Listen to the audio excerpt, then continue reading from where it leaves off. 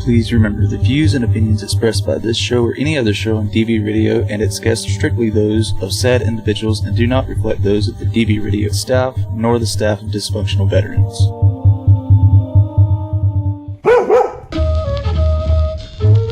Hello and welcome to the Service Dog Show with PTSDog. I'm your host, Joaquin Juatai. I'm beginning this show in order to continue to spread the word about PTSD service dogs in general, the Americans with Disabilities Act, and just various aspects of service dog life. How do you deal with the adversity that can occur when somebody objects to the presence of your service dog? Focus on your dog. A service dog cannot be a protector. Many handlers don't know what they can't do. The Service Dog Show with PTSDog right here on WDVR, DV Radio.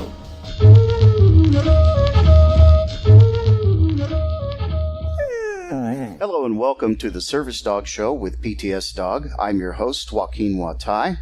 With me today is Bart Sherwood, founder and director of TADSAW, Train a Dog, Save a Warrior. How are you doing today, Bart? I'm doing fine, Joaquin. How are you doing? And thank you for having us on your show. And also thank you for your sacrifice and service to our country and to our veterans that you're reaching out to at this point. Well, thank you. Let's talk a little bit about TADSAW. Just so the audience knows, Bart and I are friends, and we have conversations several times a week. So we tend to get off into the bushes. But I'm going to try to keep us focused here and talk a little bit about, first of all, how did TADSAW come about? TADSAW came about in the middle of July in 2010. I was with a therapy dog organization called Pennies from Heaven, and we were doing some therapy dog work at the Warrior Family Support Center at Fort Sam Houston.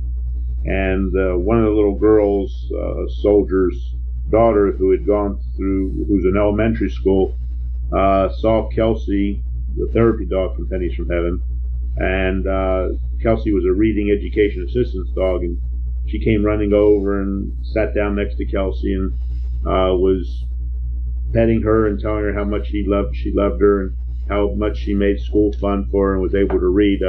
She went from a second grade reading level to a fifth grade reading level in the year that she read with Kelsey.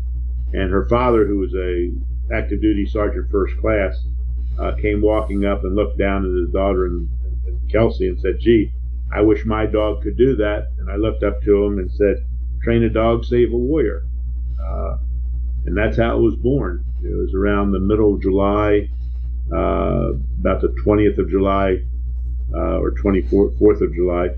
And it's been nonstop since. He was our first active duty and first applicant into the program, and with his dog Coco, and they did great. I mean, it showed that the soldier himself was capable of training a dog, and because of being a 20-year veteran of the military, still active and med boarding out. It became evident that this may be the way to go and pursue training service dogs for veterans by allowing the veteran or the active duty soldier to be part of the training process rather than training a dog and giving it to them, and which is a lot slower process. So we've really gone forward with that thought in mind of making it better training for the veteran to be involved with, and also reaping the benefit of having the dog, whether it's a personal dog with an established bond for the family, or finding a new dog coming out of a rescue shelter between the ages of 14 months and 5-6 years of age. That way the dog was fully developed as far as his sense of smell and as far as being an adult dog. And so since 2010, we've been actively training service dog teams across the country. Now let's talk about that a little. You personally are in Texas, but TADSAW is nationwide. Correct. How? Have you ever tried telling no to a veteran on the other line? Tell him you can't help him because you're not in the same state he is. Mm-hmm. somehow when you served and you were aboard your ship, whatever they asked you to do while you were serving, you did. Mm-hmm. That was the job. That's what you signed up for. And being committed to a program, I'm not going to set a limit on who I'm going to take care of and who I'm not going to take care of. It's hard sometimes in the fact that there isn't a trainer in the area or close enough to that veteran to be able to get him into the program quickly. So we try to go ahead and find trainers within a 60 to 90 minute driving radius, if we can, of that veteran's home. And, we're successful a lot of times, we're unsuccessful other times, but we're trying out there and giving the veteran, the hope that if we can make everything go, that he's going to get a service dog.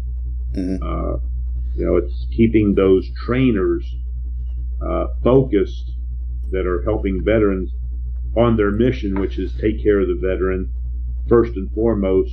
This is the person we're trying to save from possibly a suicide down the road because he's not getting any kind of assistance for his well-being. But the dog seems to be able to fulfill the role of clinician, therapist, forward observer, alert. You and I talk about this all the time. I prefer to call the service dogs in our program medical alert service dogs. Mm-hmm. I don't like calling them PTSD service dogs. I don't like calling them psychiatric service dogs because I don't feel because the label that's already been placed upon the soldier, the service member, as far as having a mental health, mental illness issue in PTSD or whatever, they're not mentally ill. They just have a situation that mimics maybe mental illness behavior, mental health issues, but by far is not mentally ill. He's very rational, and because of that, we feel that he can go ahead and learn how to train a dog. Mm-hmm. When you went in the military, whereas most people that went in the military had no idea they knew which end of the gun probably the bullet came out of and which end of the gun went into your shoulder, but they didn't know how to take it apart and put it back together, clean it and put it back together again so they could fire it and have it a piece of the successful equipment. And so we feel that by training the dog from start to finish, that service member, that veteran, gets the knowledge of how to take care of his dog. So if he has to replace his dog, he has all the knowledge necessary to train the dog. He has the tools. And we're giving them a hand up, not a hand out. Mm-hmm. So they have to work for it. And many of the veterans that apply to the program drop out because it's too much work. Those that succeed and complete the program are much better off because they completed their mission, which was to get a service dog. Mm-hmm. But the dog alerts them when they're triggered. It's not we look for the active dog, not a reactive dog. We want a dog that's going to go ahead and alert the veteran when they are triggered for an episode and the release of adrenaline and cortisol neurotransmitters occur. And by teaching the veteran to understand and read the dog's body language, much like as a part of a squad where you have a forward observer, you have to look and know what the hand signals are of that forward observer to know what to do, to be reactive. And so training the veteran to understand the dog's body languages allows him to be proactively responsive to the dog when he is triggered and to go ahead and take care of the situation. Mm-hmm. No different than a detection dog, a bomb detection dog, or a narcotic detection dog, or a contraband detection dog. If the handler doesn't know the signals that the dog is giving him for what he's smelling for, he's going to drag the dog away because he has no idea with the dog saying, hey, there's something here, look, it's inspected. And this is why some dog teams, military dog teams, get injured, because evidently the dog knows where a live IED is, and the soldier's not paying it, the handler's not paying attention, and boom, they step on it and get hurt. Mm-hmm. So it's knowing how to read that dog's body language is extremely important to being a successful service dog team, medical alert service dog team. Mm-hmm. Mm-hmm. I agree. And we've talked about this exhaustively. The actual process of training your own service dog with the assistance of a TADSAW trainer helps the veteran to develop self-confidence, confidence in his dog and his dog's abilities to alert him, tools to deal with situations. Perfect example, and I'm guilty of this. I will, in a difficult situation where I've got Skeeter and it's just too much for me, use Skeeter as the reason why I have to leave. I'm sorry, but he needs to go potty, so I've got to take off. Things like that. It gives the veteran a whole new toolbox of ways to process their, for lack of a better term, and we'll get to this because I know what you're going to say, to process their PTSD, process what's going on in their heads, and then find constructive ways to redirect themselves. Usually it's to focus their energy back onto the dog rather than what's stressing them and creating the potentially triggering event. But let's talk about your idea about the difference between PTSD and a new term you have coined. Well, the term that I coined, I call it MIAD, Military-Induced Anxiety Depression Syndrome. I think it's more realistic of what it occurs because it affects all members of the military, combat engaged, non-combat engaged, supportive personnel, whoever's around any part of the military. I guess I started thinking about this a while ago because we had a applicant who was not diagnosed with PTSD, but his doctor did indicate that he had combat-related anxiety depression. Mm-hmm. Not PTSD, but he had combat-related anxiety. And they want to keep changing these statistics because nobody wants to have a higher incidence of PTSD. So they look for ways of walking around it, not calling it a zebra. Mm-hmm. Call it a horse with a big thick mane or an ugly head and got stripes, but it's still a zebra at the end of the day. And like I said, with the occurrence in just our general public of shootings at malls, shootings in schools, shootings in office buildings, the survivors of these attacks have PTSD, but nobody looks at them as, oh wow, they were a victim of a school shooting, they're going to come after us and shoot us.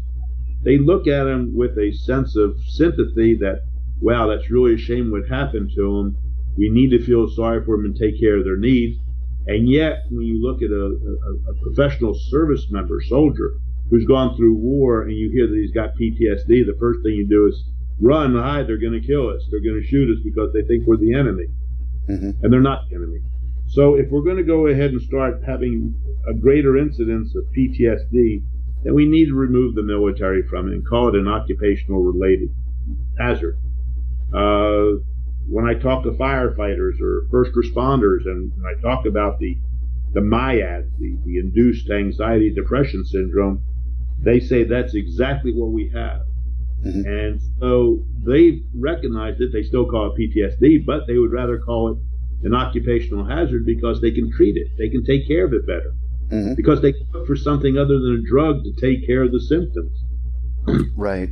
When the drugs don't work, because you're using the side effect profile of the drug rather than the mechanism of action and the actual indication of the drug. And I guess I should step back out of the role of being the founder of TADSAW and let everybody know that I'm a registered pharmacist and I've been dispensing drugs, as a pharmacist since 1977 after going to pharmacy school. So I do understand the mechanism of drugs. I understand what they're using them for. But if you're treating symptoms only, then you're only using the side effect profile of what the drug is. You're not using the mechanism of action of where it's really working. And this is why the drugs don't work. This is why the doctors are so expedient on increasing the dosage when something doesn't work. If it doesn't work on a small dose, most likely it's not going to work on a bigger dose except for the side effect profile. Mm-hmm. So this is where I guess, the rubber hits the road. Am I a pharmacist first, or am I looking for something that's going to take care of the needs of the veteran? And I'm looking at the needs of the veteran, not the needs of the medical community. Yeah, but you bring up an interesting point. Psychiatric medications treat symptoms. The service dog treats the person, and there's a difference. Well, some drugs do treat the person when there's a definite deficiency of a chemical thought to be active in the thought process or in proper functioning of the brain is missing or lacking, or the uptake not taking back up. It's a lot of philosophical, theoretical type medicating and what the drug does. The worst thing I always laughed whenever I saw a new drug and somebody said, well, what's the mechanism of action? And the drug company says, it's thought to be this, but we're not sure. Or a mechanism of action unknown. But we do know that symptoms for a medical condition and symptoms for something else can often be confusing, like a cold and an allergy. Sometimes you're confused whether it's a cold or an allergy. What's causing it.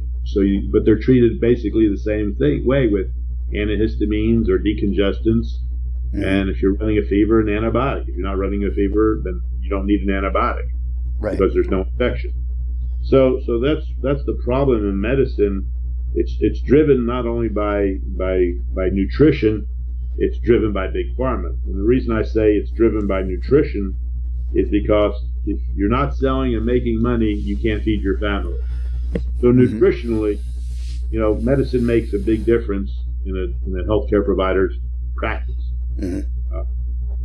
But going back to what the dog does and how the dog does it is, for you to know that you've been triggered, you have to get past the point of the threshold of adrenaline, cortisol, neurotransmitters being reached to put you into the fight or flight symptom, that anxiety feeling. With the dog in his nose, he can actually smell the adrenaline, the cortisol as it's released into the system about a minute to 2 minutes after the trigger occurs.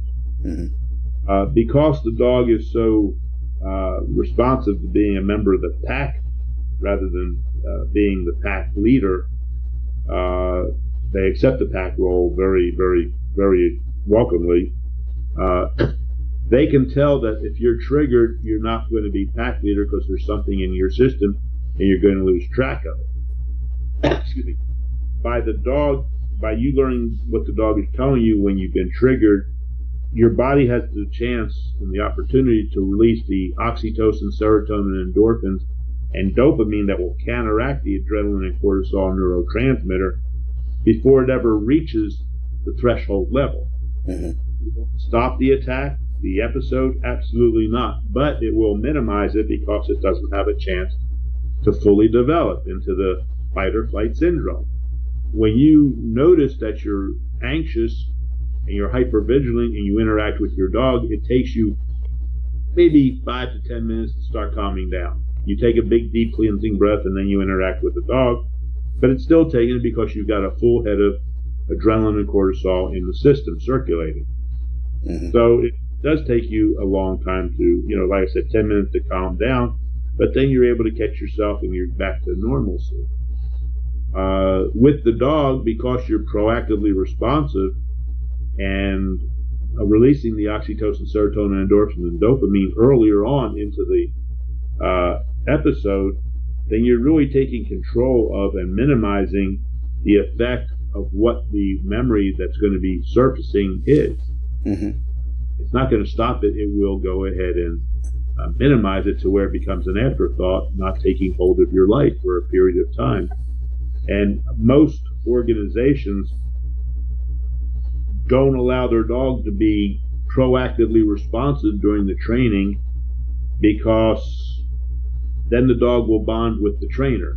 This was seen evidently in some trainings that were going on up in Washington with a national known service dog organization, in which they were using members of the PTSD clinic to train service dogs for veterans that really needed dogs, and which is kind of a oxymoron there.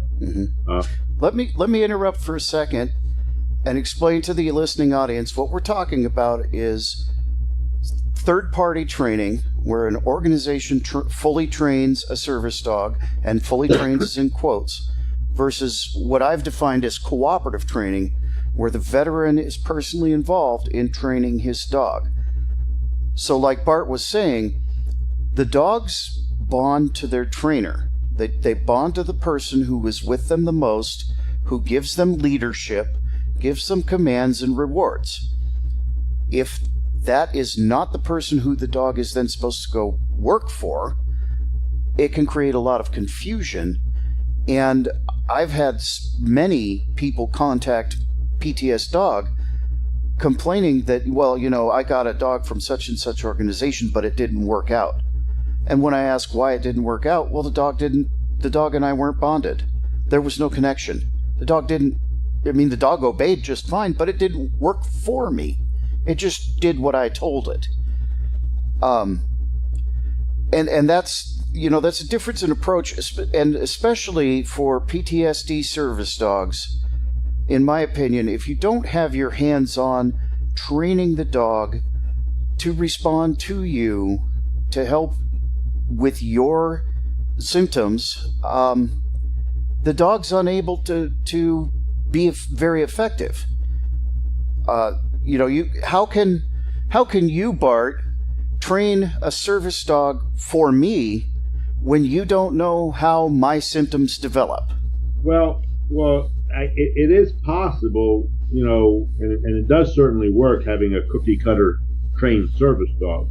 The problem with cookie cutter service dogs versus owner trained service dogs is the fact of the reaction time to responding to the trigger, the episode.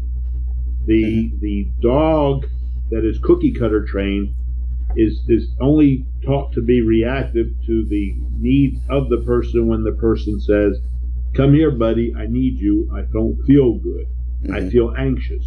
Now, the unfortunate part is that feeling is somewhere between 15 to 20 minutes after the trigger occurs. Okay? And after now, potentially having done or said something that you will come to regret. Well, no, but I'm just saying that it's you're calling the dog to be reactive to you because you're in the middle of a panic attack. And that's okay, because the dog then learns that, okay, this is where you want me to interact. This is where you want me to intervene. This is why people that have cookie cutter dogs will tell you that, yes, their dog helps them with their panic attack, because they know they're having it when the dog comes up and tells them. But they've already gone past the fight or flight syndrome to initiate the contact. And now all of a sudden the dog's the smartest dog in the world because he's, alerting him 2 minutes before he's in the middle of a panic attack. But that's where the person initiated that he wants the response from. So the dog's not turned off. The dog is only turned off at the triggering point. We don't turn the dog off on the triggering point. We have the dog turned on to the triggering point, and by turning on the human to be proactively responsive, we're responding at the triggering point and releasing that oxytocin, serotonin, endorphins, and dopamine 3 to 4 minutes after the trigger. But it's still 3 to 8 minutes before the point that the next person has their dog getting interceding. And I'm more worried about what happens in that first 12 minutes to push you towards the brink of suicide or not suicide. That first 12 minutes could be a killer there. So we don't want to take the chance. We don't want to go that, well, it's a 50-50 chance he's going to do it or not do it. Because people still commit suicide with their dogs in view, which is really bad for the dog because the dog is just freaked out. Well, yeah. And the thing about it is that, somebody once asked me, well, why can't you just train a dog to prevent a suicide? It's like, and how many times are you going to be able to do that? Because if he's training with his battle buddy and the man, and he puts a gun to his head and there's a blank in there, and you teach the dog how to get in between the gun and the person, and you pull it, and the blank goes off, the person's still alive. And the dog thinks, oh, this is a new game we're going to play. Okay? But what happens if he says, nah, he's all right, and he watches him pull the gun and the trigger, and the bullet goes through the brain, and blood's all over the place. The dog goes, oh, shit, this was not, pardon my French, this was really a bad deal. He really did kill himself. That's why the dog is usually, just turned out and hopefully will become a companion dog for somebody else. He will never make another service dog. Yeah. We hear more stories of the dog walking in as the veteran is holding the gun or holding a knife and places his body in between the veteran and the weapon in a way, and then bringing the person and licking the person, getting their attention to bring him back and say, oh, you're here, I'm sorry, I didn't mean to try to kill myself in front of you.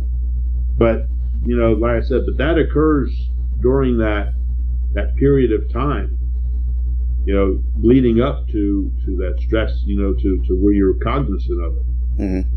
But like I said, the cookie cutter dog is reactive, but he's just not reactive soon enough to where it needs to be. Yeah. And it's because the dog is turned off. The dog is not allowed to bond with that trainer because of the release of the adrenaline and cortisol. And that's what really causes the bondability between the dog and the person.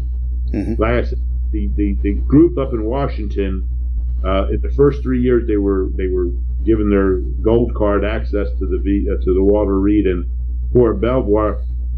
In 3 years, at the cost of $12 million, they were only able to go ahead and place 17 service dogs in a 3-year period, which amounted to approximately $800,000 per dog trained. That's a little bit ridiculous. Well, there was a lot of, you have to realize how many dogs didn't make it through the program, and only 17 made it. Yeah. But that was the total cost, and so that was kind of high. And then this past year, they were in 2017, they were invited not to be part of the Walter Reed program anymore. They had some dogs that were turned for behavioral issues and things like that, not bonding with the veterans. So, it's. I mean, it does have a place for seeing eye dogs, for some true mobility assistance dogs. But when you're dealing with PTSD, dogs to alert to triggerings and memories and things like this, you need a dog that can be more proactive. Yes.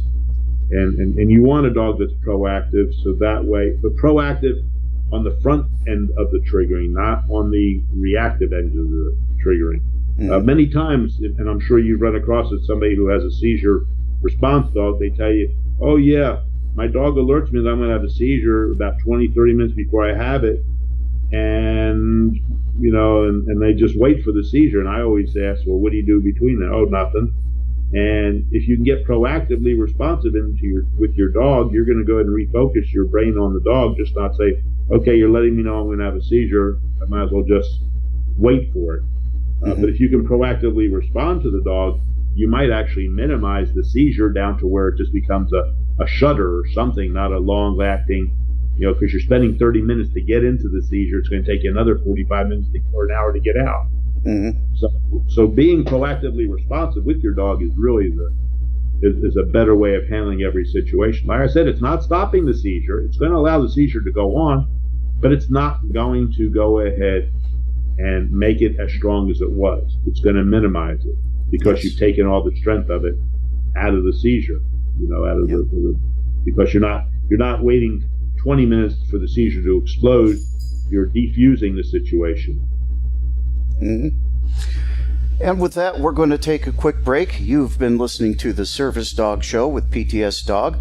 My guest is Bart Sherwood, and you're listening to us on DV Radio, WDVR. DV Radio is for our fellow brothers and sisters, and it's all free of charge for our listeners, our guests, and even those that have shows right here on dvradio.net. We do everything in-house, from mixing and recording ads and shows to the website and all that you get from us. We love promoting veteran-owned businesses and highlighting those in the veteran community. So if you would like to continue to hear what we bring to you and have even more in the future with the best quality that we can possibly bring to you, please head over to dvradio.net and click that PayPal donation button. Any amount is welcome, from $1 to $100 million that your uncle lets you in his trust fund. So please head over to dvradio.net and click that PayPal donation button right now.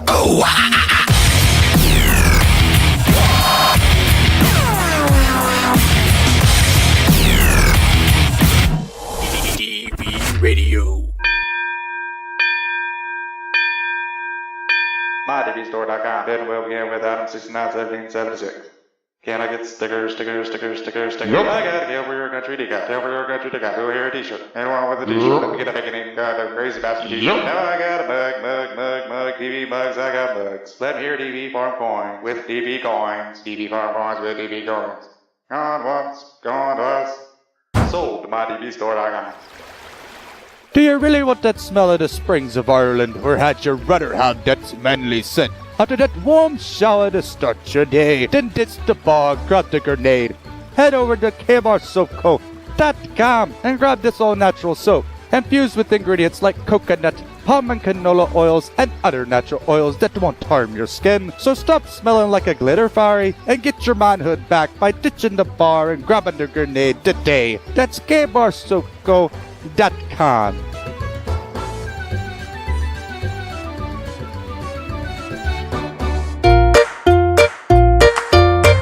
Ever shop online at smile.amazon.com? Why not give back to the DV Farm by making it your charity of choice?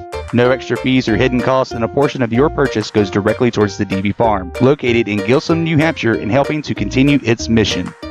That's smile.amazon.com, and be sure DV Farm is your charity of choice. For more information about the DV Farm, please go to dvfarm.org.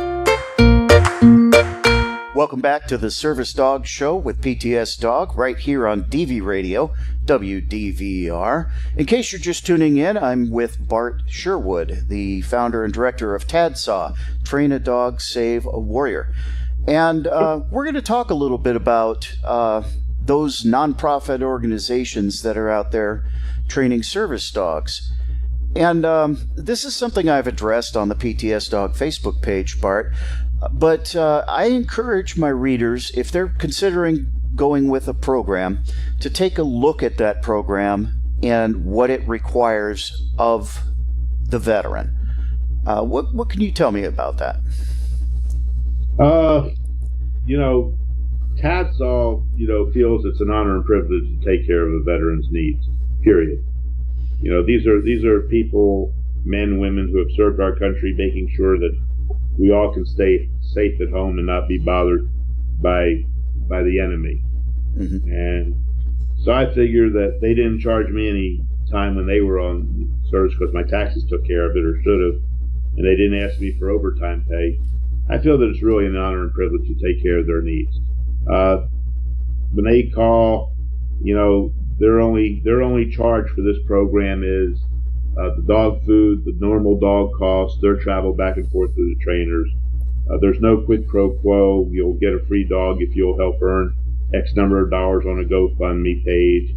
The only thing I'll tell them to do is if somebody asks how to make a donation, just tell them to go to the TADSAW website. But we don't ask our veterans for any kind of money at all. Up front, there's no application fee. When somebody's asking for an application fee, it's okay, so you're not going to make it through the application process, but you're going to collect $25 or whatever. And when I talk to some of these organizations about the application, well, if they can't afford an application fee, they probably can't afford a dog. And it's like, well, they probably need the dog. They may not be able to afford it, but they sure could use the help on it. Mm-hmm. So that's what we're about, helping the veteran get the dog, and hopefully everything else falls in line for the veteran. But I always tell them that, if you're going to look for organizations, check them out, see what their funds are. If you go and start looking at the financials, You know, when you see a company that's got, you know, $500,000 in expenses, $6 million in donations, and where's the other 5.5 million at? You know, it means that somebody's putting money away somewhere.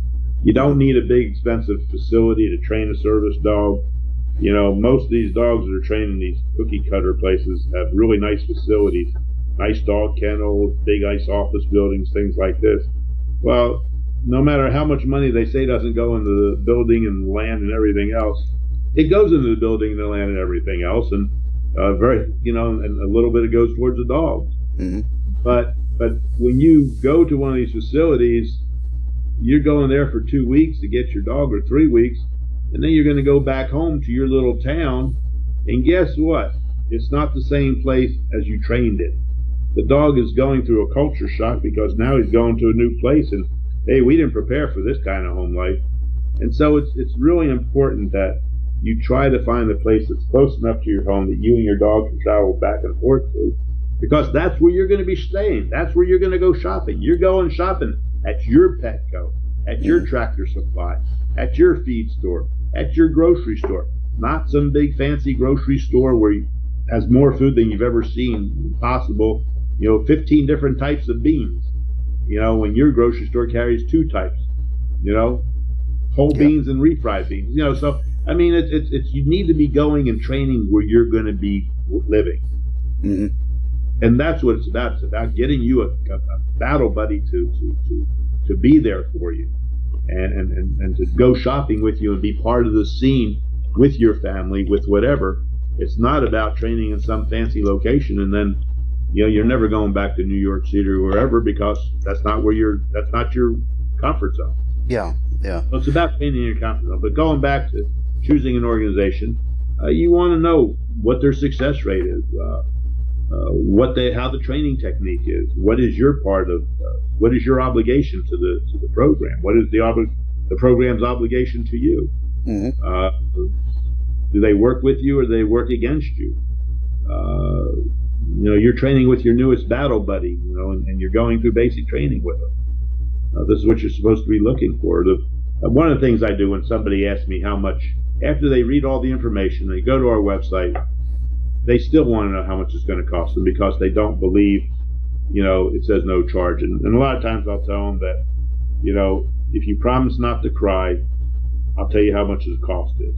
But you got to promise you're not going to cry. And it doesn't matter whether they worn the beret, whether they went to ranger school, or they're a spouse. When I tell them there's no charge, they still choke up even after they promise not to cry. And I guess it's the sadist in me that I want them to smile and feel happy about something, because most of the people coming to get a dog, most of the veterans, they've been up and down the road a long time and they're just broken. Yeah. And they need to fix it. When you join the military, they give you a weapon, they give you a uniform, and then they tell you the guy next to you is your battle buddy. And so you train and you go through the military with your weapon, your uniform, and your battle buddy. And you serve all the years, maybe with different battle buddies, but you still have a battle buddy. And then when you come out, they take away your uniform, which you're now happy to put on shorts and cutoffs and wear sandals or sneakers or whatever. They take away your weapon, which that's no big loss because you've got a cache of confiscated weapons that you were able to funnel back into the United States while you were serving. And you don't have to worry about going and buying ammunition because you got plenty of that too. But that's all hidden stuff, and that's fine. You are the weapon, so why they worry about taking away your guns is stupid. But they take away your battle buddy, and for the first time, you're left alone trying to figure out, how am I going to take care of myself? I don't have anybody that's got my 6. Your family's not your 6. Your friends aren't your 6. And when you go to counseling sessions, these are guys that were just like your battle buddies that you don't have anymore, and you really are not looking to make a new relationship because you were down that same trail with those other battle buddies. And you lost some got hurt, and you just don't want to have that close relationship. So the dog fulfills that battle buddy because he's unconditional, non-judgmental. He's there because of you. And So now you bonded to your new battle buddy, and that's why we call him a K9 battle buddy. And it makes a difference because now you're safe again. You're able to do things like you used to do. Mm-hmm. And as you go through the program and you go through with your battle buddy, you start getting that more and more of that confidence, that self-esteem, that self-trust in yourself that you can make a decision. Having a service dog is the closest thing to healing with PTSD that you can get. You're always going to have the memories, but it's going to be as close as being in control of them as you were in control of life before you went in the military. Yeah. And it's about being able to recall those memories to get there. But we're way offline on as far as organizations.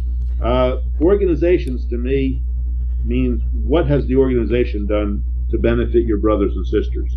Mm-hmm. What kind of waiting time is there? I mean, do I have to wait a year, 2 years? Do I have to prostrate myself in front of a panel to show why I need a service dog? You being a veteran and saying I served should be enough of a message to the organization that says, okay, you deserve this dog. Mm-hmm. I don't need to know why. You tell me you're surviving with it. Your healthcare provider tells me you're surviving with it, with problems. I don't need to know what the problems are. I just need to know that you're going to be committed to training with your dog and working with your dog. Mm-hmm. So I would say how easy is the application? How non-evasive is it? Our application is pretty standard. I mean, they ask where you served, were you deployed, are you surviving with PTSD or TBI? And then it goes into a whole host of questions like, what do you think of dogs? What would you do with your dog? It has nothing to do with the military. It just wants to know what kind of relationship are you going to have with your new battle buddy. And so, you want an organization that's really not trying to find out what your life history was in the military. Because if they're asking you to describe and explain how you were a victim, a survivor of PTSD and what happened to you, there's an agenda there somewhere along the line, whether it's writing a book about your story to tell somebody else. We just kind of feel it's none of our business. You want to tell us what your situations were? That's fine. I'll listen, but I'm not going to ask. Yeah. So you want somebody that takes care of your friends also. I think Joaquin, our biggest thing that I turned you on to is demographics. Mm-hmm. What's the demographics of the organization? How many females have gotten a service dog? In comparison to the number of males veterans that have gotten service dogs. How many minorities? Your brothers and sisters are taken care of by an organization to know that they're being taken care of, just not you or somebody else. Mm-hmm.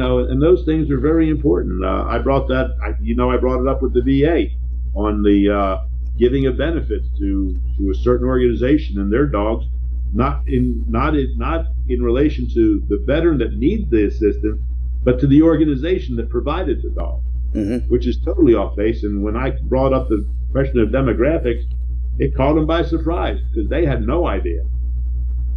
Yeah, they had no idea what the numbers were, and and I'm proud to say, TADSAW, has a pretty good set of demographics and numbers as far as even teams in the 8 years that we've been doing this. Mm-hmm. But it's not TADSAW's success that counts. It's the success that the veterans and the trainers have given us in their buying into the program. That's what makes TADSAW successful. It's not me. Yeah. I just came up with the idea and have been pretty strong about maintaining the goals of the program. The bottom line with a program is, what's their goal? It's either help veterans or make money. Which program do you want to align with? It's very true. It may be a pretty program, but are their dogs any better? My dogs range from mutt bred type Chihuahua sized dogs all the way up to Great Danes and Bull Mastiffs, but they're all treated the same way. We don't tell the Chihuahua that he's a small dog. I often tell my donors when I make a presentation that we have Chihuahuas in there, but we don't call them Chihuahuas. We call them mini Great Danes because they don't know how big they are. Mm-hmm. You know, damn well don't want to tell a Chihuahua that he's a little bitty dog and have him bite my ankle. Yeah. You know? So it's not the size of the dog. It's the heart of the dog that's inside that dog that makes it into a service dog, and what kind of relationship it has with its owner, with its veteran. Yes. I can't. It's a thing that I say over and over again when I write about service dogs. It's the bond. The bond formed between the veteran and the dog is what creates a successful team. Training is important, absolutely. Teaching the dog to behave in public, not to be reactive, that's absolutely vital. But you're not going to get there if you do not have that deep, strong bond between the veteran and his service dog. That bond is the basis upon which all the other training is built. Most definitely. So, just because we're talking, because you are the head of TADSAW, tell me a little bit about how many service dog teams TADSAW has produced. Well, if you had called me yesterday, I could have told you it was 848 teams across the country. Mm-hmm. But since you called me this morning, I can tell you that during the day yesterday, we had two more teams graduate, one in Massachusetts and one in Norfolk, Virginia, to give us 850 service dog teams across the country, and of which there are 633 male veteran service dog teams and 217 female veteran service dog teams. So, and that's in how many years? That's since July 2010. Our first dogs were certified, I guess it was November 29th in 2010. We had 3 dogs graduate in the program. Mm-hmm. And so, but since July 2010, we've had 850. I've got, I think, 3 or 4 more teams graduate, taking their test today up in Massachusetts. Mm-hmm. And so it's quite an honor to realize that that the program has grown that much and has representation all over the country. Yes. I think that's one of the things that I find most unique and interesting about TADSAW is that you're not local, you're national. Right. It's a for lack of a better way to describe it, it is a coalition of trainers spaced all across the country who use your program to help veterans. It's not one trainer who travels or anything like that. How many trainers do you have active right now? Actually 120. Wow. They, are they all in different cities, or do you have like some cities have 3 or 4? Well, Nashville, Knoxville, Tennessee, I have 2 trainers in the area. Mm-hmm. Actually, I've got 3, but one of them goes in between the Virgin Islands and Tennessee, so I never know where she's at. In a place like Waco, Fort Hood, Texas, I only have 1 trainer, and she's overwhelmed, and we really need about 3 up there. I had two trainers kind of. They got their own ideas about their way they train, and our methodology is pure positive reinforcement, no negative reinforcement technique, no prong collars, no e-collars. We want this bond between the dog and the person to really exist because of love of each other. We don't want a dog who's, well, if I don't do this, then I'm going to be punished. Right. So that's not the way a service dog bond can be. Mm-hmm. So they kind of they didn't quit the program because she wasn't going to be told what kind of equipment she could use, and the other one I just kind of phased out because he was more into growing and getting bigger and wanting more and more to become his own entity of a dog training program. But he uses e-collars, and believing that that's the way to train dogs. And even though he didn't use the collars for our veterans, I think, it's kind of hard to maintain, positive reinforcement and negative reinforcement training techniques before you finally just give up and say, you know what, I'm going to go with this way. I don't care what the dog wants. Yeah. So. And that's a debate. That's a debate. that's a real touchy subject. Not really. It's a touchy subject only on the fact of those who believe in it. You can make a dog do anything, basically. Okay, if you use the right tools. The thing about it is that even though you make them do it, doesn't mean they want to do it. They're being forced to do it. Right. The service dog is usually born to be a service dog. He's a dog that's going to drop out of the pack because he'd rather smell the flowers underneath the tree, kind of like Ferdinand. He's the dog that wants to be by your side. He really doesn't care about other dogs. Mm-hmm. You happen to have a dog that's basically not in his characteristic of his breed. You know that. Oh, I know. Yeah, Skeeter is very unique. We talk about that all the time. That he is your first and last, because you won't be able to find another one like them because they're just too bullheaded. So they're stubborn. They're stubborn, but and you need a dog that's not going to be stubborn. Mm-hmm. That's going to be more sympathetic to the person's needs than his own needs, and that's unselfish. Well, at the time when I trained him, I needed a stubborn dog to stand up to me at my worst, and he did. And that has then evolved to us being able to function and work together very smoothly and almost silently. And because he was stubborn at that time, I learned to pick up his alerts and how to respond in myself, how to respond when he alerted, in order to avoid getting to that point where it was all over and I lost it.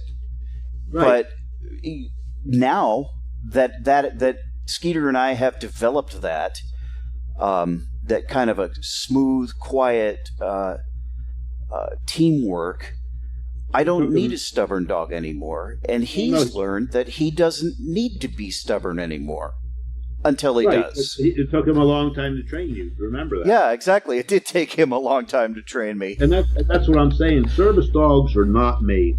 Okay, you can make a service dog to do things, mm-hmm. but if they're doing it because they're forced to, it's not a thing of love. It's just a job. Yeah. And service dogs are born. The only thing you're going to train a service dog to do is how to do sit down, stay, leave it. You're going to teach them how to be able to do all the obedience commands necessary, mm-hmm. and you're going to be able to teach them how to do some tasks. Mm-hmm. But as far as that human canine bond gene, you can't teach them that. Yes, you can tie a pork chop around your neck for the dog to be friendly with you, and as soon as the pork chop's gone, he's gone. Mm-hmm. Likes you as long as you got the pork chop. We use treats to train. One, it's because it's an easy thing to make a dog, bend to you and do things, and it's not trying to do two things at one time, like do a clicker and do a treat and things like that, which some veterans just don't have the propensity to do, using a clicker. I mean, I'm not, in the same situation, but I just have a hard time realizing, trying to use a clicker or trying to use a treat bag, that's two things in two hands. What are you reaching for first? Mm-hmm. And so, it's just easier to teach a veteran to say, yes, good boy, pat him on the head and give him the treat, or give him the treat first, and then go through the touching, tactile stimulation to release that oxytocin, saying good boy, so he hears it, and the rub on his neck, and then he associates that he did something right. Right. Dogs are very smart. They learn very quickly. It could probably take a trainer probably less than 5 weeks to train a service dog from start to finish, including most of the tasks that a veteran would use. Mm-hmm. The unfortunate part of this program is it takes the veteran 25 weeks to learn how to operate the dog and listen to the dog. So, well, and that's it. Yeah, and that's the key. Is you're really not training the dog that much. You're training the veteran how to handle the dog, and that's a point that I've made. Also, a point that I hit on is that handling your dog is an active undertaking. Well, you're in training. You're always in. You go from when you enter our program, you have an in-training service dog. Mm-hmm. And you go through the program, teaching all the obedience that's necessary, all the tasks that you want the dog to do. How to be responsive to your dog and picking up on all his body language. And when you take your public access temperament test, and The public access temperament test just measures a dog's proficiency, its ability to function in public settings. Mm-hmm. It does not actually test the task that you need the dog to do for you, because the laws don't have you to prove that what the dog does or show what your dog does. Mm-hmm. So it's really an ability of the dog's obedience out in public. And yes, the dog can pass it, but we're really measuring proficiency of the team. Can the team work together and understand how to correct itself if there needs to be a correction? Right. So you're measuring the team's proficiency, just not the team's ability. Right. And so once you pass this test, you go from an in-training service dog to now a service dog team that's in training. Because every day you walk out of your house, you're going to be taking a public access test. Mm-hmm. No matter how you look at it, when you walk into the store for the first time, the dog is being scrutinized, and you're scrutinizing your own dog to see how he's going to behave. Yep. And so you're always testing your dog, going through it, and it's not a test. It's really testing your proficiency on handling the dog. Mm-hmm. So you never stop learning how to handle your dog. And dogs grow and change just like people do. Correct. So you may need to take a different approach to a certain issue or problem once the dog's 6 years old as opposed to when it was 2 years old. Right. So really the successful TADSAW trainer trains themselves out of a job. I should hope so. I would hope that we can train ourselves out of a job. I mean, I don't like doing this because I think we need to be taking care of the service member before he gets out with the problems. I would love to see them just, have the service dog when they're on active duty and learn how to have a dog around their house, so that way the dog is taking care of them. And here we are, we're going to get into a point now where somebody's going to call you and say, all you're doing is training an emotional support dog. Well, you know what? We're in business for our clients. We're not in business to make other organizations feel good about themselves or the government. We're in the business to take care of our clients' needs. Mm-hmm. And it's the dog who's going to go ahead and alert you that you've been triggered for an anxiety attack, a depression cycle, whatever. And that's one of your emotions that come out, okay? Well, guess what? Emotional support now becomes a task for the service dog and the person. Mm-hmm. And this leads to the other problem of all these organizations and all these healthcare facilities, especially the VA, when they tell somebody, well, all you need is an emotional support animal, they can take care of your needs. They're half right and they're half right and they're all wrong, because the emotional support animal builds that bond with that veteran just the same as a service dog. The only difference is you don't have any training for that dog when he goes out into the public area. Mm-hmm. And as soon as you take your dog out as a veteran, you may have a loaded gun with you if you get triggered and you don't pay attention to your dog when he's trying to tell you you're triggered. Mm-hmm. So all this deal about, an emotional support dog will do the same thing, it won't. It will only do it when it's alerting you that you're triggered for an emotional problem and you interact with it. That becomes a task. Mm-hmm. Why we're so worried about definitions and all this stuff as far as different organizations and pointing fingers is we're here to take care of our veterans. We're not here to take care of the needs of another organization. Yeah. If they want to call my dog an emotional support dog, that's great. And I'll accept it, because guess what? Emotional support we consider a task. Mm-hmm. You want me to take care of your anxiety, your depression, your bipolar outbreak. Great, that's a task for the dog now. So let's put it where it is any dog that does something for a human in combination with the person that's on the end of the leash, that's a service dog. If you have a dog that's interacting with somebody else and you're handling the dog, then you're a therapy dog. Mm-hmm. And that's about it. These emotional support animals, they're just a companion dog, as long as you don't take them out of the house. But as soon as they step outside, then they need to have the rules of the land, taking care of everybody else. Mm-hmm. Things imposed upon the service dog, and yet the veteran with the service dog is always looked down as far as, why do you need a dog? Is he a real service dog or is he a fake service dog? Yeah. And we talked about this, that as soon as a disabled person puts a leash in his hand, his dog is a service dog. Why? Because that's what the guidelines of the ADA, Americans with Disabilities Act, says. A person who is disabled can have a service dog. Mm-hmm. Has to have a diagnosis that would be corrected, that would show an improved quality of life for that person with a dog, a service dog. So as soon as you touch the dog, whether he's well behaved or not, if he's not well behaved, then he's a really bad service dog. He's not a good representative of any kind of program. And you also have to look at the guidelines of the ADA, is that a dog cannot be a physical or health threat to any individual in the public setting. Right. So if your dog is misbehaving, then he is a threat to somebody. He's a threat to you. He's a threat to others. Therefore, he doesn't have the right of access. He is denied the right of access. Mm-hmm. You can't use the excuse, well, he's a service dog, he can act wrong. It's no, he's a service dog, he has to act accordingly. Yeah. Your dog can be dirty looking, scratching all the time, because maybe he has a skin disease that could be transmissible. He's got to have his rabies shot so he's not, biting somebody and causing rabies to spread. So like I said, the dog can't be a physical or a health threat to anybody. And so as long as you utilize the guidelines, then everybody with a service dog, a veteran, is going to be fine. And any other person is going to be fine. The freight service dog, and the reason they're not covered under the ADA is that service dogs in training are not covered as far as the right of public access. Mm-hmm. And the reason it's in there is because of the fact you have many nonprofit organizations and businesses that make a living on the backs of disabled persons by training service dogs for them.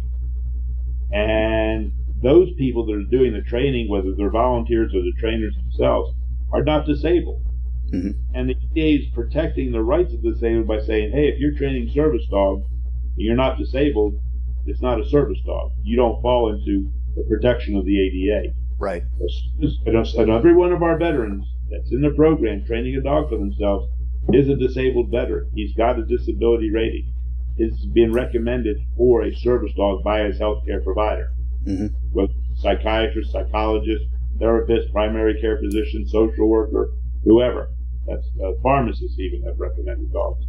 It's it's being recommended as a treatment to improve that person's quality of life. Yes. So right then and there, it is a service dog, and he is in training, but he's going to be in training for the rest of his life. Mm-hmm. In the beginning part, so they can't really, take you out and not allow you to have your dog there. All you need to do is excuse yourself from the place where you are because of the fact your dog's not acting appropriately. Yeah. Most good service dog owners and handlers are going to go and say, you know what, he's just off today, we're going to leave. Yeah. Come back. Well, that's all the time we have. Bart, thank you so much for joining me. You can find contact information at what website? Our website is www.TADSAW.org. That's www.T as in Tom, A as in Apple, D as in Dog, S as in Sam, A as in Apple, W as in Whiskey.org. Okay. Thank you very much for your time. Appreciate having you on the show. You've been listening to the Service Dog Show with PTSDog right here on DV Radio, WDVR.